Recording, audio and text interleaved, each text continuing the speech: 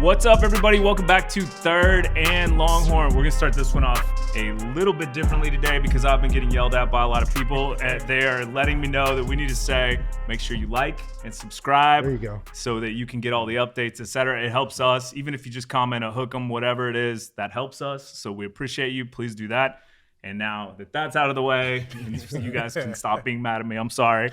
We have a very special guest today, a gentleman who's actually been a part of the show. Anybody who's watched the post-game show, he's been a big part of it. Please welcome Adrian Phillips. Let's go, baby. What's up? Thank you for having me. Now, I'm hoping you've watched this kind of part of the show, but if you haven't, we always started off of how did you get to Texas? Can you tell us your story of how you got to Texas? So I really came through Coach Bobby Kennedy. I don't know if y'all I remember Coach. BK. That was my guy. He recruited me. He recruited me heavy coming out of high school. We hit it off. He was one of those guys that really talked to me about playing receiver at Texas. So from high school, I was an athlete. I played quarterback, receiver, anything on the field, you name it. And when Coach Kennedy came around, I was like, all right, this is my chance to play receiver at the University of Texas. We already had Malcolm Williams there. Mm-hmm. So I was like, yes, I'm going right in. So I met BK. We hit it off. We talked, and he introduced me to Coach Akina when I came on a junior day visit. He introduced me to Coach Akina, and Coach Akina sat down and talked to me. He was like, look, I'm going to be real with you. He was like, he was the only one that was real with me. Let me backtrack a little bit. So I went to the only other junior day visit I took was Oklahoma. I always wanted to go to Texas. But the only other one I took was Oklahoma because they recruited me early. Like, as soon as I was eligible, they was like, hey, cool up, come on. To Norman. Wow. To Norman right now. So went up there. I talked to Stoops. Stoops had me in his big old office showing the rings and everything. He was like, man, you can play whatever you want to play. I was like, I can play receiver. He said, man, just sign. He said, you want to play receiver? Yeah, whatever. Receiver. You want to try quarterback, running back, whatever you want. Just sign. Yeah. Just don't leave here without signing. And I got an older brother who's like 11 years older than me. He ended up playing at Hardin University. So my parents never really understood the recruiting process. And my high school coach, he was like, look, they gonna hit you with a lot of bells and whistles. They're going to roll out the red carpet. He was like, don't sign, just wait. Yeah. The school that you want going to come. So I ended up not signing and or not committing. And I remember on the way home, it was 3.5 hours. My mom's a Christian, devout Christian, don't cuss, nothing. For 3.5 hours on the way home, she cussed me out. It was like, you got an opportunity to get your school paid for. That's a mama for you, yeah. To get your school paid for. I'm sitting out. I'm looking out the window.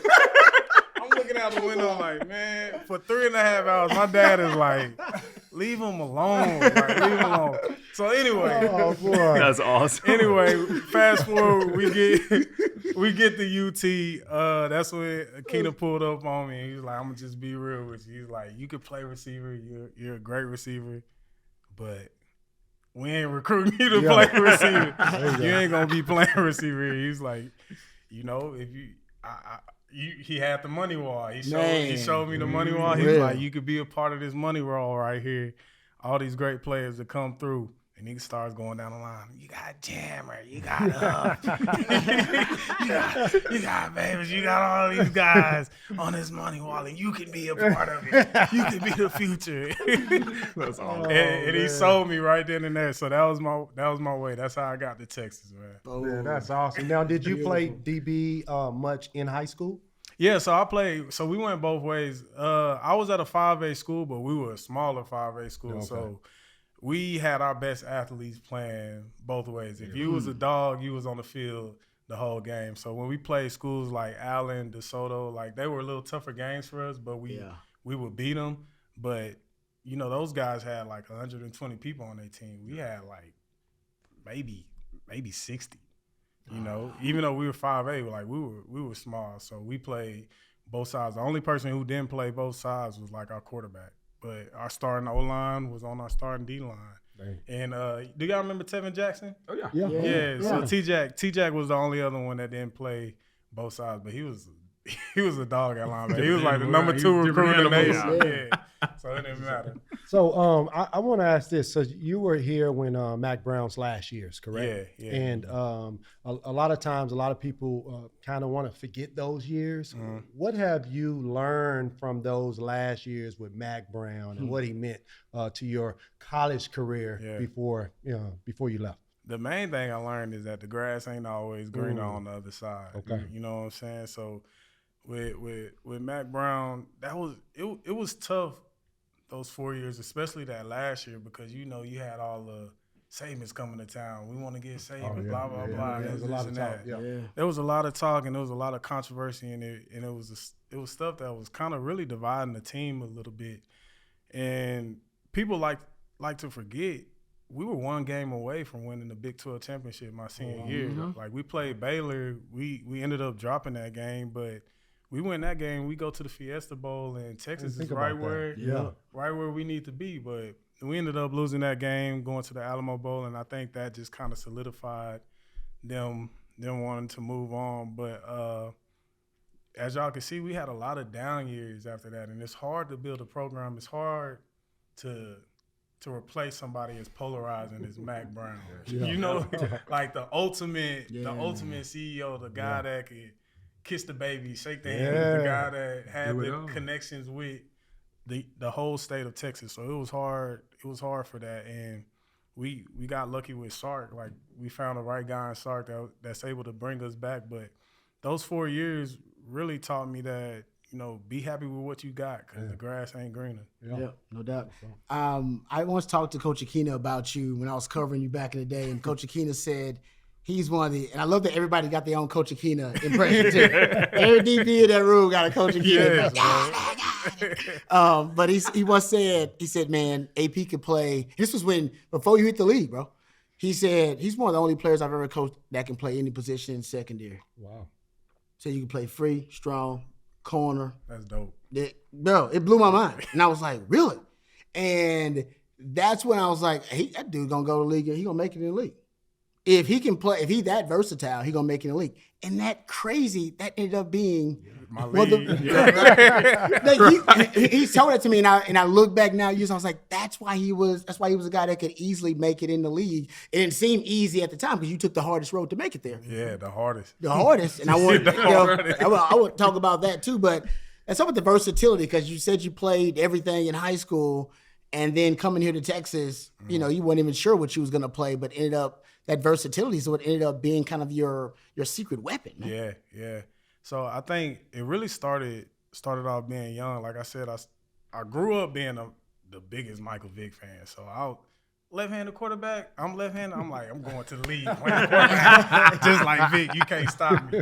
I didn't wear 7. I wore 8. I was close. I couldn't get the 7 because somebody else had the 7. But I was close. So quarterback was always like home for me. You know what I'm saying? So, and y'all know quarterbacks have to know everything about the offense. Offensive line, receivers, running backs, checks, whatever it may be. So growing up playing that position, when I ended up having to move to that receiver role, because I'm just be honest, we had a better pure passer. That was my competition. He wasn't a better quarterback. He was a better pure passer. Pure passer. Dude could sling it. I wasn't really slinging. I was more like a, true triple option guy. I could throw a little bit. But he was a better pure passer, so I moved to receiver. But that concept of learning everything about the offense, learning everything about the defense, and being able to play both ways in high school really allowed me to see the big picture and understand like what football really is. So when I got to college, I came in freshman year playing safety. I was like, dude, I'm not sitting on the bench. Like, I know, people you gotta wait to turn a little bit, and I get that. And I was like, bro, I'm not meant to be sitting on the bench. I'm not finna transfer, but I'm finna find a way to use my skills to get on the field. So what I did was I just started learning corner. So my first real game playing my freshman year, we ended up playing Nebraska. I think AJ might have got hurt or something like that, and I ended up going in, starting at nickel, played solid. But I just made sure that And we won. And I just made sure that, like, whatever it is about the defense, I'm gonna learn everything about it. So when that opportunity arises and they's like, we need somebody to play, hey, coach, I'm your guy. I can do it, and I can do it at a high level. So throughout the years of my collegiate career, that's just what it was. I went from learning safety, started sophomore year at corner, ended up starting junior year at safety, and then we transitioned to a dime linebacker role my senior year just because we had a need there. So I was one of those guys that could just plug and play and just keep it moving. The league saw that. The league was watching. The league was watching. Had to, man. especially They Bill was watching that. Belichick. Especially Bill Yeah, Belichick. for sure. You talk about versatility, and one of the things I want to bring up is the type of person that you are, right? Hard worker, somebody, I used to take him under my wings, called him little bro. Right. We acted identical. Yeah. Neither of us drank. Yeah. We didn't curse, grew up in the church. Barely talk to girls, like from a distraction standpoint. Yeah, right, distractions. But that's why I specified. I specified. We managed. It wasn't distraction. We was focused on the main goal of making sure we were on the field and taking care of our grades. Yeah. But the versatility aspect that I want to hit on is talking about, whenever you first came in, you had a different hairstyle. Oh my God! I always think he's gonna take it somewhere else. It's so serious. What was your nickname whenever you first came in, and like, how did that come about? Have this. This is crazy. So I'm gonna need these pictures, Fozzy. Hey, so I grew up. I grew my hair out. I had braids going to high school and stuff. Hair was long. It was thriving. It's struggling right now, but it was thriving. It was thriving. In the same boat, baby. I get to I only had one person do my hair. That was the only person I trusted to do my hair, my Aunt Dovey. And we get to the University of Texas, and I'm like, I don't really want people touching this, so I'm just gonna dread it up. I'm gonna twist it up and just do the dreads. It didn't work out the way I wanted it to. So we get here in the summer, and every summer, I don't know if y'all used to do this back then. Y'all had to, but every summer, all the freshmen would get up on the stage. Yeah. You line them up on the stage, and you would go down the line. You would go highlights. Show your highlights. They would introduce you, tell your hobbies and stuff like that. So I'm like one of the last people. So everybody going down the line, and it gets to me, and I'm like, I'm about to say my name, and before I could even say my name, Fozzy and Jared Norton. Oh my God, they killed me. There was a group, a music group called Pretty Ricky, and there was a guy that had twists in his head, little light skinned dude, and his name was Spectacular. And Jared Norton, before I even say my name, he said his catchphrase, "Spectac," and the whole room went crazy. So from then on out, if Fozzy gonna make it stick, he gonna make it. To this day, he still call me that. I ain't had long hair in 13 years, but my name is Spectac. So that. Jared and Fozzy kill me, bro. And you know how it is. When them nicknames go, they stick. That's it. So that was my name for all this. So good enough, friend. That's the versatility. I was versatile. That's crazy. When You didn't get stuck in the toilet, though. I didn't get stuck in the toilet. Nah, man, look at this dude, man. Come on. He's spinning, still spinning. I didn't say nothing, bro. He's still spinning. Hey, a hurt dog a holler. That's all I'm saying. When did you cut it, though? When did you cut it? Man, it didn't even make it a summer. So I came in the summer. It was like after that day on stage, he was like, nope. My boy made him cut his hair, man. That's messed up. He couldn't find nobody to do it. That's the moral of the story. Bro, it was bad, bro. There was got to be people on the team that had to have. Yeah, but I didn't trust them. I ain't trust them. And school was about to start. There's about to be 50,000 people on campus. Yeah, my hair was looking rough. I said, nah, I can't start my school year. First impression. I cut it off for the team pictures. Yep. Nobody knew. Just me. And he just popped up. Everybody was like, oh. Who that? Yeah, and then they started calling me Rico Suave because my hair was so straight. Poor Adrian, man. I It's good to make friends early, I guess. This is my first time hearing any of that, bro. You gotta embrace it, bro. If you don't embrace it, it's gonna Yeah, it'll haunt you. Quandre, to be fair, Quandre's nickname was Lil Dookie. Lil Dookie, yeah. Lil Dookie, and that was just don't know where it came from. Just called him Lil Dookie, bro. Lil Dookie. I tell you, Quandre did not want that out there. I tell you right now. Now it's everywhere put now. it out. He didn't want that out there. We'll clip that out. Put it out just for Quandre. He did not want Lil Dookie out there. He go comment on it. He go comment on that. But speaking of versatility, obviously we had some big news drop yesterday with Coach Akina coming back to the 40. I know it's a big deal, but I think a lot of what people talk about him for is teaching that versatility and being able to play different positions and kind of being a little bit more fluid in the defensive backfield. Can you talk a little bit about that and what he's going to bring back to Texas? I mean, really everything that I got right now and everything that I was able to accomplish was because of him. Like, wow, it's amazing. Like I've been fortunate enough to have great teachers like at each stage of my life, like my high school career, collegiate career, and professional career. You don't have all of that. It's some bad. It's some. I won't say bad, but it's some tough coaches out there.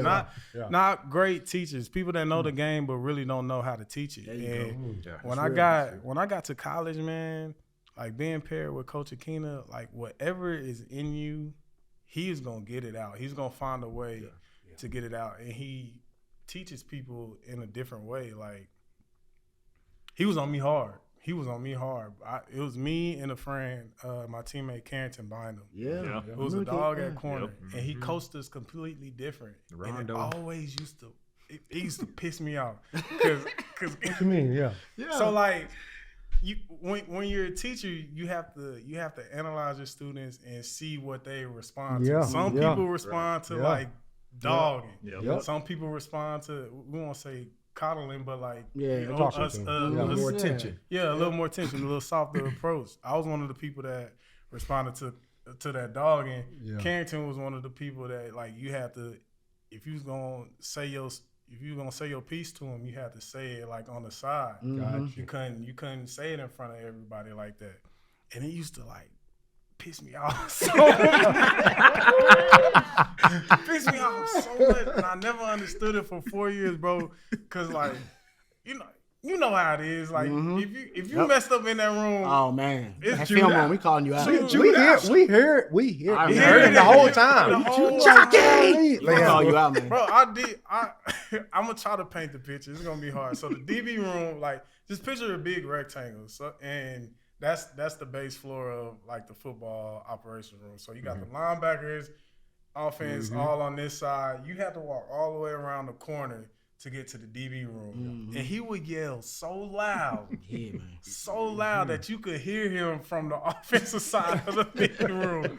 Like it was crazy. So if you messed up, or not even messed up, because he won't get on you like if you messed up. If you did some stuff that wasn't part of his like character makeup. Like if you did some, like, if you threw your hands up on film, like cowardly stuff, bro. Like say if you gave up a touchdown and it wasn't your fault, and you threw your hands up and looked at your teammates, you finna get it. I wish you would throw your hands. I threw my hands up one time. I never thought about throwing my hands up again. I don't care if it was my fault or not. They score, I'm running straight to the sideline. We'll talk about it on the sideline, bro. You better not throw your hands up and sell your teammates out. That's a good point for all the current defensive backs to hear right now. Be real. That's please, I'm begging you. Do not throw your hands. If you throw your hands up, it's gonna be a long meeting. And I have seen it. Don't throw it out there. I've seen it actually. You've seen it. I've seen it. And he gonna address that in probably one of the first meetings. Like we ain't selling nobody out of here. That's real. But anyway, it was just he would coach people in a different way, and I never understood it until like one of the last meetings I had with him my senior year. And he was just like, look, I know that I was hard on you, but I was hard on you because I knew you could take it. And I knew what that would bring out of you. And from that meeting on, like, my respect level for him was just, like, got through the roof because he wasn't – I realized, like, he wasn't doing that for satisfaction to him. Like, he didn't want to yell at me. He wanted me to aspire and be everything that I dreamed to be. Right. And once I realized that, I was just like, dang, like, you the ultimate teacher. Like, he taught me how to play DB. I think one of his best characteristics is just being a teacher. Like, one of his favorite things, and I hope he still does it, he would recruit offensive players, primarily quarterbacks, like the scrambling quarterbacks. He would recruit those because those guys were smart and they knew about the defense and they would be able to take in a whole lot of information and be able to use that and not be overloaded by it. So I hope he still does that. And I hope another thing that he still does is his biggest thing was the 5 best are going to play. Yep. You remember that? Across the That's board. crazy. I've heard that before. 5 best DBs. Five best DBs. And I don't know. the same thing. I don't know Yeah. if people understand that he didn't care if it was 5 safeties or 5 corners. Yeah. The 5 best were going to play. And he lived by that and he meant that. And that's why I ended up starting at corner my sophomore year. Like I said, I came in as a safety, but he was like, look, Shockey Brown and Curtis Brown and AJ just left. We got to avoid that corner. Yeah. If you want it, go get it. But I'm not finna baby you. And I remember my first day of spring ball, we were doing like 1-on-1. Bro, I was getting cooked. Cooked that corner. Bro, hey, it was so bad. Nobody else went in the drill. I got cooked. You had to keep going. Go again. You want this spot? You want to play corner? Go again. So look, boom, I get killed. Mike Davis killing me out the line. Boom. Get cooked. Go again. I gotta go against Darius White. Darius White, 6'4", jumping out the gym. Boom, jump all over my head. Fresh legs. Go again. Fresh legs. We had a little dude named Chris Jones. Yeah. Chris Jones, the fly boy. like whatever you thought, and he didn't end up having the best career, but whatever you thought of like Xavier Worthy with speed, like that was Chris Jones, bro, flying. 9-ball. not even close. 7. I might be 7-8 yards behind him. Go again. But like that, bro, that was the callous that he built in me, and it really turned me into a dog. That brought flashbacks, right? Bro, you know that brought what I'm saying? flashbacks, man. That's how he is. Right. But you gonna bring out the best version of you. The best version of you, whatever that individual you is, he wanted. To that point, man, that was so much good stuff there. It almost prepared you for your journey to the league because, I mean, I've been in the league, man, and it's tough. And you took the toughest road to get there and the toughest road to make it as an undrafted free agent. That is, I mean, talk about that journey. Yeah. You talk about being calloused, and that is being able to seize an opportunity because you don't have many of them. Yeah. And you got to make the most of them. What was your journey like that way to get to the league? Man, and stay there, by the way. Yeah, it was tough. I actually haven't really told the story a lot just because I had never really been comfortable saying it, but I'm to the point now where I'm comfortable saying it. So my sophomore year, you know, they thinking I'm next up. We just got Earl, KV going, Kenny Vaccaro going crazy. He finna go first round. I'm balling as a sophomore at corner in the newspaper articles, whatever. Like they thinking I'm next up. I end up getting hurt. People don't really talk about mentally how that affects you. Like if you never had a real serious injury, they don't talk about how that mentally affects you. I never had to deal with that before. So, end up coming back playing well. Junior year, you know, wasn't the best year. Like it wasn't bad, but there was like 5 or 6 standout plays that I wish I would have had back that I just mentally wasn't there for. So I was kind of that junior year, I was kind of in the slick depression. You remember that? Right. Oh yeah.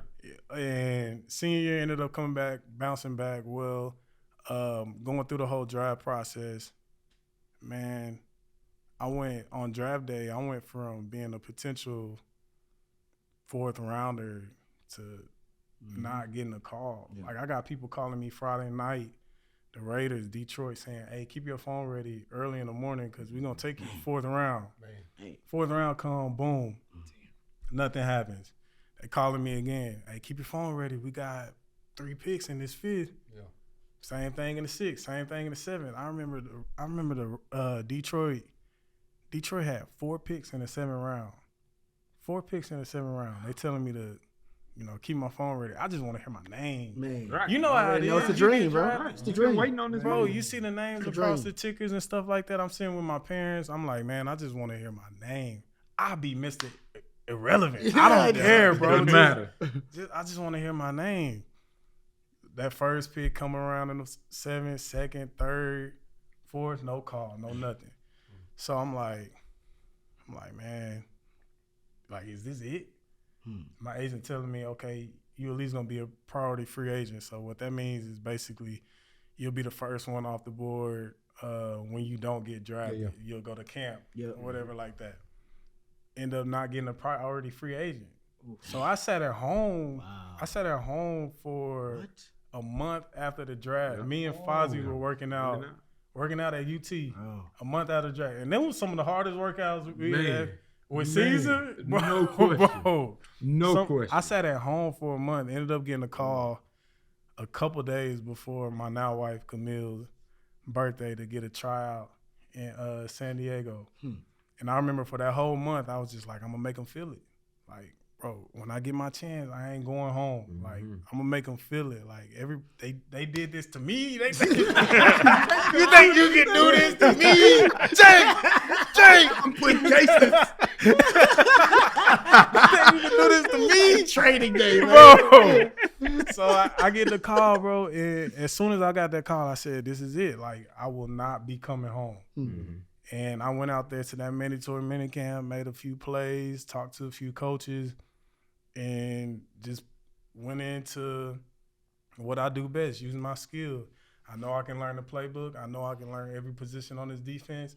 Make yourself so valuable to the point where they can't get rid of you. Yeah. Yes, I'm telling you, I promise I could call one of my coaches, Ron Miles, right now, and he's like, AP, like, we tried to find ways to get rid of you. Like, that's how it be, though, right? Absolutely. Like, we 100%. Yeah, that's what it is. It's a numbers game, man. Numbers game. He's like, other coaches tried to find ways to get rid of you. Well, we need this guy for offense. Well, we need him for everything. We need him for special teams too. He's doing this. He's doing special that. Team, everything. He's like, you made yourself so valuable that we can't get rid of you. It was to the point like this dude would not go home. I was a part of 36 transactions in my first 3 years. Goodness. And 18 of those, it's dope now thinking about it. At the time, I was pissed.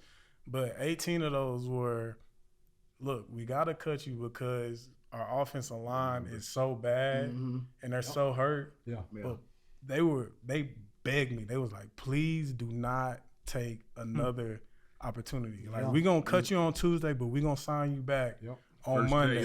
First day. So my first season, the first 9 weeks of the season, bro, I'm getting cut on Tuesday, getting paid. They making sure I still get paid. Get cut on Tuesday, sign back on Sunday, Monday, whatever it is, to make sure I get paid.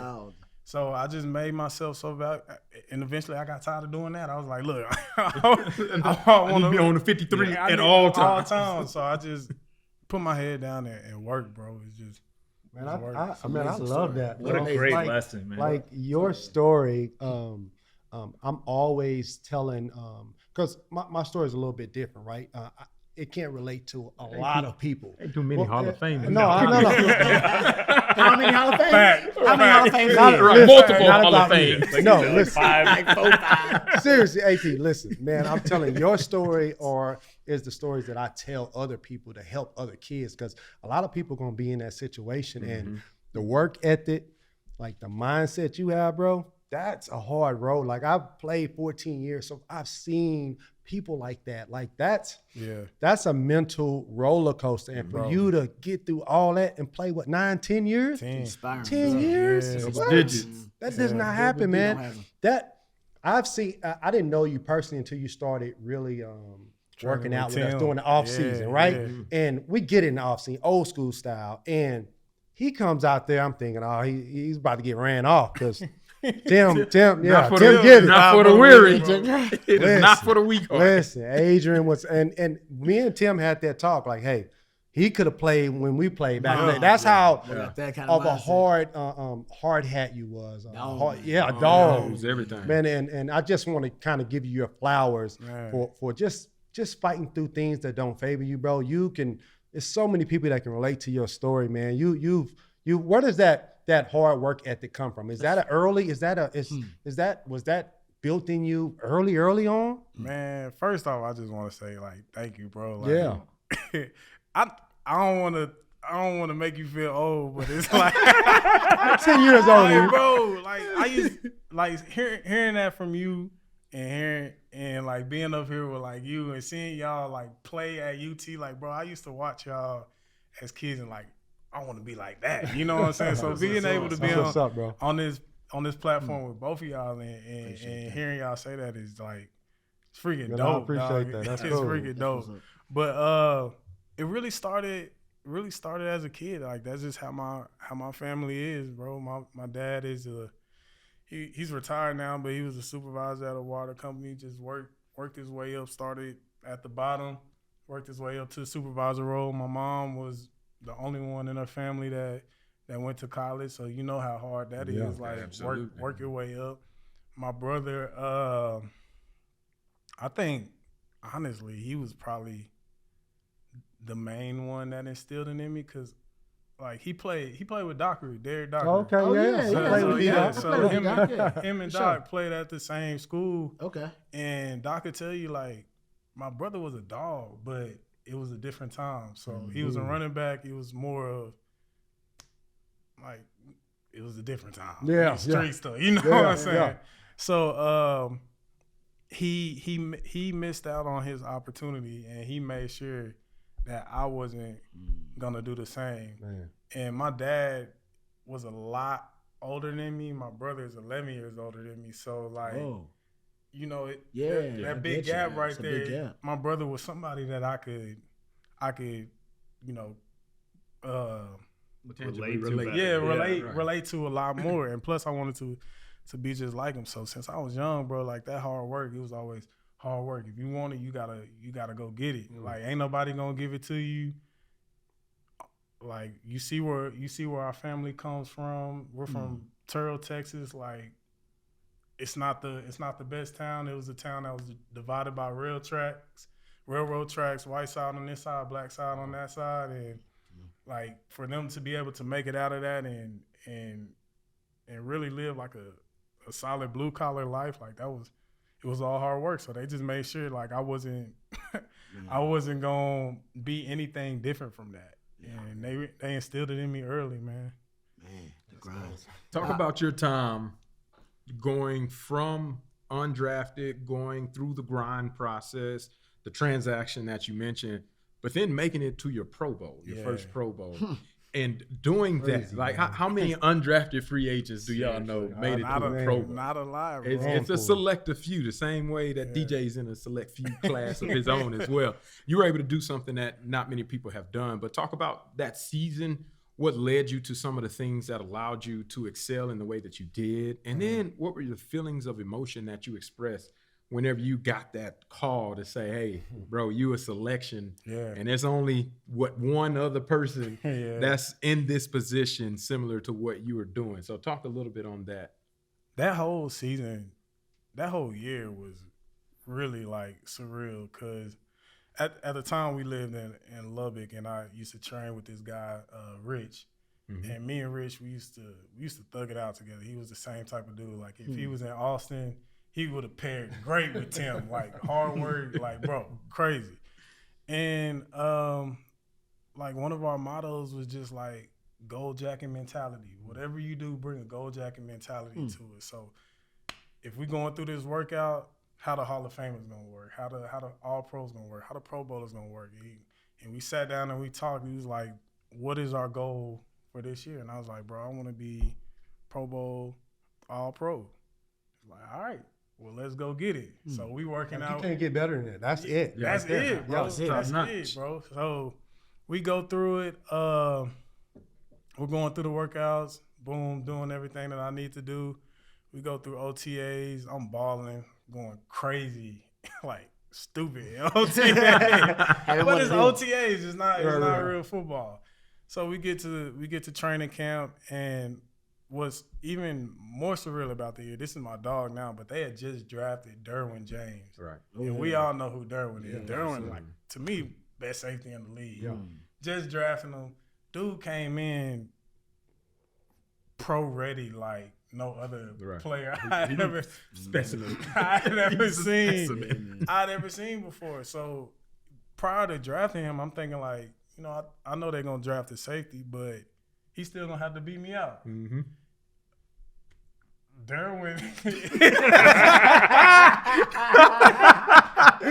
I ain't gonna say he beat me because that's yeah. I got you. But dude was he's a freak. He's a freak. He's a freak. So there was like that.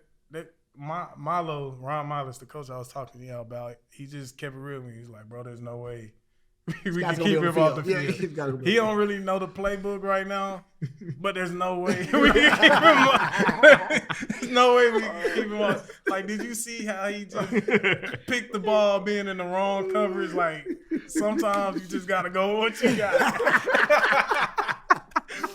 So one of the things that's really dope for me about that year, I was one of those guys that I'm in the facility at 5 a.m. I'm not leaving till 8 p.m. So one of my mentors in the league was Eric Whittle. And that was dude was Dub was on a whole you know what I'm level, saying? bro. You was there, like another level, bro. Dub, crazy, really an insomniac. Dude don't sleep. I don't know how he balled like that much. He does not sleep. So I get to San Diego. This is kind of backtracking a little bit, but I get to San Diego. I see Dub and Phillip Rivers going at it at practice. Like going at it like, I'm like, these dudes don't like each other. They hated each other. What I'm saying? Daggone, who do you think you are, Weddle? You can't do this. And Weddle's like, shut up. Pick the ball off, go stole. And then neither one of them cursed. Neither one of them cursed. The craziest argument was not a curse word either. But I swear he done called him about 50 curse words. So I see that and I'm like, dang, what's going on? So after that, they get in the locker room and they best friends. I'm like, all right, whatever. They just true competitive. Yeah. So I just saw how Whittle worked, man, and I went up to him. I was like, hey, bro, this is my rookie year. I'm like, hey, bro, I like the way you work. I want you to take me under your wing, and I want to be able to learn. You the best. You one of the best safeties in the league right now. You're obviously the best, one of the best players on this team right now. I need to learn everything from you. Yeah. And he looked at me. He was like, I'm not finna chase you. I was like, I don't need you to chase me. He was like, I'm not finna text you and tell you what time I'm coming. I'm not finna carry you along the way. Like, I'm not finna do anything. I'm gonna do my own routine like I've been doing it. It is your job to come up to me and ask me since you want this. Wow. So I literally texted him 3-4 times a day. Hey, what you got after lunch? What you got after this meeting? What you got after this? What time you gonna be here in the morning? So when my rookie year, Weddle would get up there at 4. Wow. 4 o'clock, bro. If I'm lying, I'm flying, bro. You can ask my wife. He would get up there at 4 o'clock. I remember the first night I texted him at like 8 p.m. and I'm playing Call of Duty. I'm like, let me text him. What time you gonna be up there? 4 o'clock. Just read that. He said that had a typo. PM. Hey y'all, You gonna be I late? said I'm on the mic. Hey y'all, I'm about to go to sleep. Like it's 8:00, bro. So we did that. We did that for the whole 2 years that we played together. Get up there at 4:00, leave at 8:00, bro, and it was crazy. So he instilled that to me. So when he ended up going to the Ravens, I just kept the same thing going. He taught me how to watch film. I love to talk. So Let's do it. bro, we're watching film. We would watch like 300 to 400 plays. Like so on Wednesday night, we're breaking down all their early down stuff. Yeah. Mm-hmm. Thursday night, all their third down red zone. Friday, we're going through games. So how it would work is he would go through it. He would play it. He would play it on like 2x, like full speed. So we would watch the play, and you can only watch the play one time. Ooh. You can only watch the play one time, bro. Damn. So he getting game reps. He getting game reps on 2x speed, and he would ask me, "What'd you see right there?" You gotta pause it. I saw you watching it on fast forward. What are we talking about? So he's like, bro, I'll rewind it this time, but like, you got to tell me what you see. So say if it's a regular tryst formation, right? And say they in shotgun tryst, and they got 15 plays. Mm-hmm. We'll watch all those 15 plays one time.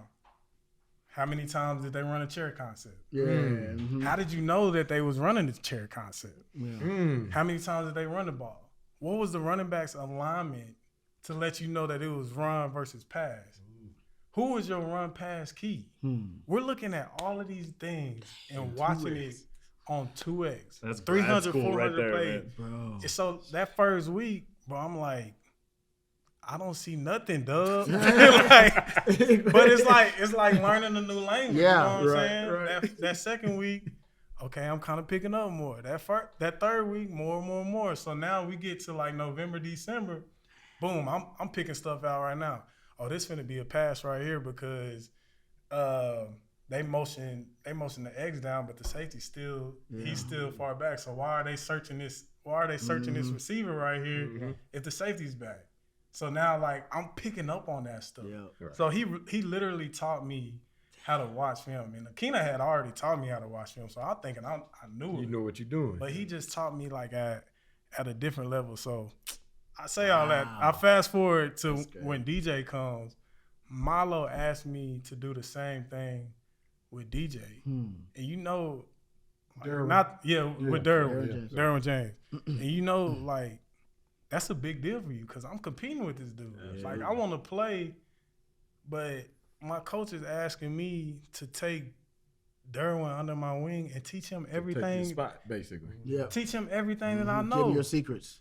And it was that was hard for me because I'm like, I want to be out there on the field, and the only way that I'm gonna be out there on the field right now is if I take Derwin's spot. So I'm gonna teach him everything I know, and then still compete with him with all of his physical capabilities. Yeah. Like that's stupid, right? Like, nobody would do that. It's Right? an open book test. I'm giving them. So I talked to my wife, I talked to my brother, and I'm just like, bro, I don't know how I could do this. And like I said, we grew up in the church, and my brother and my parents and my wife was just like, bro, you just gotta be selfless. If it's for you, it's for you. Mm-hmm. So I'm like, all right, whatever. And me and DJ rocked together. So every night I did the same thing with DJ that Whittle did with me. Did you tell him I ain't chasing you? 4 in the morning? Yeah. You said the 4 in the same morning? thing. Hey, We was 5. I switched to 5. Smart man. Smart man.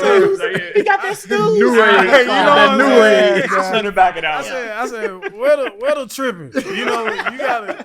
Just because he cut the grass this way don't mean I got to cut it that way. The grass still getting cut. The grass is cut. Let's make it a little better. Yeah. So I did it. We was 5 to 8. I switched to 5 to 8. That's plenty. Yeah, That's plenty. That's plenty. And we would do that same exercise, man. And I would watch the film with him, tell him how I'm breaking it down, not rewind it, let him know like, hey, you got to pick up on this stuff. Yeah. And it was surreal because now, like, You the DJ teacher. telling me the same thing that I was telling Will. Like, Yeah. like, You're bro, the how am I teacher. supposed to watch this? You're the Like, teacher for the student to the teacher, Yeah. man. Yeah. Yeah. So we did that for the whole year, and then it came to like game 4 of that season. We decided to make a change, and I went to Dom linebacker because our linebackers really wasn't cutting it. And when I came on the field on third down, like I was making plays. So you know how it is. Yeah. If you making plays on third down, they like, Putting you out there. all They right, gonna let's see find what the you spot. doing early Second down. down. They gonna find the You spot find for the it. spot. So we started running Dom. We were really like, to be honest, bro, the Chargers, I would say the Chargers in Arizona, they had a safety named Deion Buchanan. Yeah. Like we were kind of the first ones to implement that Dom linebacker on early downs. Like Yeah. everybody running on first down in 2-minute drills or whatever, or if it was like second and long. But to live in that, you asking a guy that played at 205, Man. 208, Come on now. to live in there with dudes that played. So, by the way, 330. just a little side note, KC did that early when Eric Berry just got there. He wasn't in the yeah, back. you're right. He was a little bigger He than me. was That bigger is than true. me, And you he's They're like right. for He was 2 much years, Eric Berry played right next to me, and it was a little different was. because That's crazy. Phillip Rivers and them guys, they would be like, all right, we got a safety in, they got dime, let's hand the ball off, let's get let's the see what we lineman got. up. Yeah. So it's a big change. For you to do that, that's big, bro. That's huge. And Eric Berry, like, You dog. man, one of the best to ever play the game. So like, yes, for him to live in that, he was a little bigger than me, and like Deion Buchanan was like 220, but I'm doing it. I'm 205, bro. Come on. 205 doing that. So we just lived in that for the rest of the year, and I balled on special teams, and I just kept my head down, stayed as selfless and as humble as I possibly could. And when the Pro Bowl voting came out, I was like, man, ain't nobody gonna vote for me. I might as well throw a vote in for myself. just have one vote for me. Yeah. Bro, I went on the Pro Bowl site. My name ain't even on the list. Man. Can't even vote for me. Wow.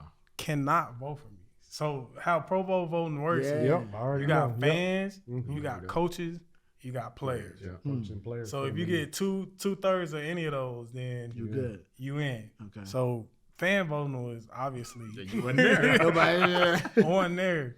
Bro, I got all the coaches and all the players votes. That's the best that you can, man. That's Seriously. That's the That's utmost that's respect. That's the I know that. utmost Yeah. respect. Yeah. I didn't know Respect. that, bro. That's legit. All the coaches and all the players put me down on the list, Huh. and that's how I got my first Pro Bowl and All Pro. Bro. Earned it. Earned it. So when I got it, I didn't believe it. I thought my coach was like messing with me. He was like, "I just want y'all to know," and he kept saying it. He's like, "This guy, you couldn't even vote for this guy." And I'm sitting over there Like, okay, turn it off. That's dope, Like, all right, man. bro. All right, bro. That's dope. I'm telling you, That's dope, you bro. could not vote for him. He's like, fans don't like you. I know who he is. You ain't on the list. He's a nobody to the fans. He done said it in zero 5 jersey. The first time he said it, I'm like, dang, that's dope. And then the next 3 times, I'm like, all right, like, I get it. Onward. I get it, man.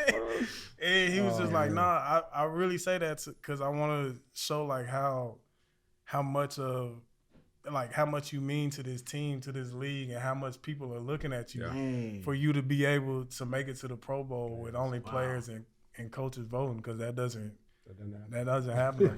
That's amazing. Man, well, That's amazing. I got to cover this because Higgs found this tweet and sent it out to all of us. This is from the 2021 season, and I'm not going to let you get out of here without talking about Bill Belichick. But Thank you. It says Adrian Phillips snaps by alignment for the Patriots this year per Next Gen Stats. Safety 173, slot corner 145, outside linebacker 118, inside linebacker 102, edge 106, perimeter cornerback 85, interior defensive lineman 21.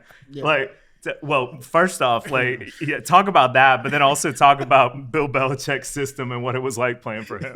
That's crazy. Crazy. Yeah. Boy, Talk about 21 times. He remembers every 21 of those times. He remembers every one of those. I was like, oh, holy. at 205. Good Lord. You know, sometimes you forget the losses. You forget the wins. You don't forget them losses. those It was trial by fire there a couple of times.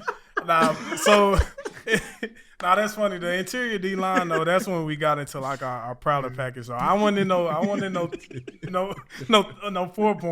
But I was, you like in the interior gaps though. yeah, I was in the interior gap, and they for sure ran the ball. Like check. 3rd and 18, they like, you know what? Let's just run this. And I'm in there fighting for my life. And let me give you some more credit, bro. You're 6'4". Yeah. I don't know how you used to dip under, bro. Bro, you had this to, dip. We bro. used to watch 24/7. You dipping that shoulder, getting up, making the tackle, dipping the shoulder, like, and I'm talking about you had linemen flying. They trying to tee off on you. They jumping. They falling over. DJ whole leg, your leg was on the ground like you doing the stanky leg, bro. Whole leg on the ground. That is true. And then get up and make the tackle, bro. I true. just want to say, like, physical capabilities. Yeah. I couldn't do that. I used to try that, bro, and then the O lineman would just bury me, like it'd be over. So I had to find a way to get. I was out there like day no Friday. Hey. But nah, I think whatever I thought I knew about football, like I said, I've been blessed to have great coaches. Gus Bradley, Ron Miley, and Chris Harris. Like, those guys taught me a lot when I was at San Diego, and I thought like that was the epitome of football. Like, these guys know everything. Yeah. I went with Bill Belichick and realized like I didn't know nothing. Like, bro, like That's crazy. it was a totally different style of defense. Like a lot of defensive coordinators and a lot of defenses are like gap oriented. Like A gap. If you got the A gap, they better not run the ball in the A gap. If you got the edge, they better not hit the edge. You know what I'm saying? I get to to Bill's defense, and it's like scrap all of that. I was like, so who got the big gap? Why are you worried about gaps? I'm like, bro, Ain't that how football works? that's how football works. Yeah. It's like we didn't talk gaps. And it sounds, when you hear that, it sounds crazy. Like, bro, you're not talking about the gap that you're supposed to have. But we did not talk gaps at all. So what it was, when I was with the Chargers, it was like, you got this, they got a canvas for you. They got a tracing of a picture, and how good could you make that tracing look? You know what I'm saying? Yeah. I get to the Patriots, is you got a canvas with nothing on it. No Damn. Draw what you want. What?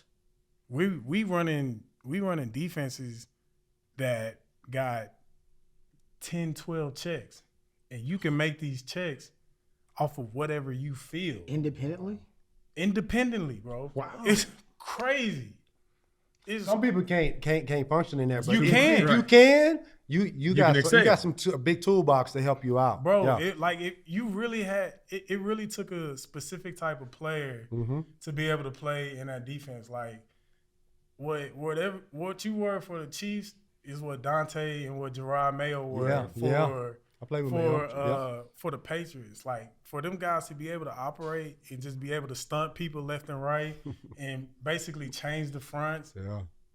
It's crazy, bro. And it got to the point where when I first got there, like, I'm arguing with the coaches because I'm like, this don't make sense. How is this gonna work? What y'all talking about? It's cover 3. I'm the 8th man in the box. Yeah. I got the open B gap. Why are you telling me to run all the way over there? Like, this don't make sense, bro. And they like, AP, 1, shut up. 2, I get it, bro. We wanna unleash your full capabilities. So what it really taught me at this time was like, go back to being just a football player. Positionless almost. Positionless. Yeah. And that's why I was once I learned that, I was able to do slot, or outside linebacker, inside linebacker, edge, because it was the hardest defense for me to learn because there were so many caveats and it was always changing. Yeah.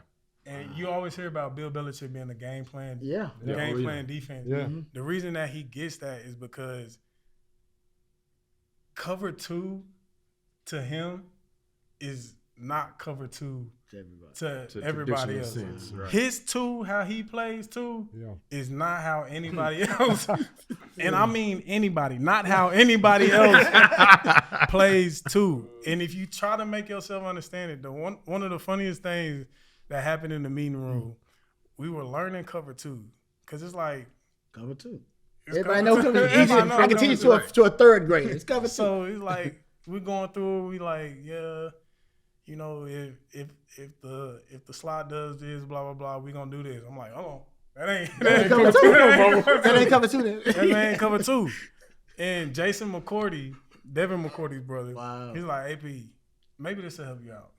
Whatever you thought you knew about cover 2, Delete that. delete all of that. Delete all. He was like, don't think about how you play cover 2 or cover 4 anywhere else. Damn. Like this, learn this like you're learning a new language. And once I did that, that's when I was able to take off and learn this stuff. Because That is Bill is a insight. mastermind. That's amazing insight, bro. That's crazy. So that's why his defense has been so good for so long. So good for so long. Nobody can get a beat on it. And no opposing quarterback can either. Though. Because you don't know. Yeah. You don't know, bro. You don't know. Wait to see him in Like North Carolina. It's Can't gonna wait to see that. I hope Yes, they a do good good point. over there because if he can get them boys to like doing what he did at the pro level, it's gonna be ugly. Yeah. Wow. That's cheat code. Defensively. Right. Defensively. Yeah. I can't really Speak on that. Yeah, like you understand why defenses really hate playing against them. I remember we played them. We lost to them my Pro Bowl year when I was at the Chargers, and everybody had picked us to win. We had just beat Baltimore, knocked out Lamar Jackson. Everybody picked us to win, and Phillip, we got beat so bad. But Phillip was like, bro, they ran a defense that they hadn't ran since like week 2. Phillip would go watch Rivers. yeah, He would go watch every single clip that they had. Like he had his laptop. You remember how that be? He used to travel up there. On And that. he watching every single play. So he would watch every single defense. He was like, I saw this front. They hadn't ran it since week 2, and they pulled it out again, like versus us. Wow. He was like, this guy has never covered a running back like one-on-one, let alone go to the middle of the field. Like, like how am I supposed How do you to prepare for that? There wasn't even a tendency that you could even prepare for. Because it never even happened. I'm miking this dude who's for 16 games Yeah. has been the Mike linebacker and never dropped more than 10 yards downfield. And this dude dropped it to the half. Like, how am I supposed to? Can't blame me for that one, though. You can't blame him. So, like, that's just from an opposing side. Like, that's just how Bill would mess you up, bro. That's wild. Well, I know we probably got to wrap now. Sadly, I feel like we're gonna have to do a part 2 pretty soon. on this one, man, for Let's sure. do it. Well, thank you so much for coming out, man. This was awesome. This is gonna be a great episode. And yeah, man, welcome. Welcome. Back tag. So, listen, man.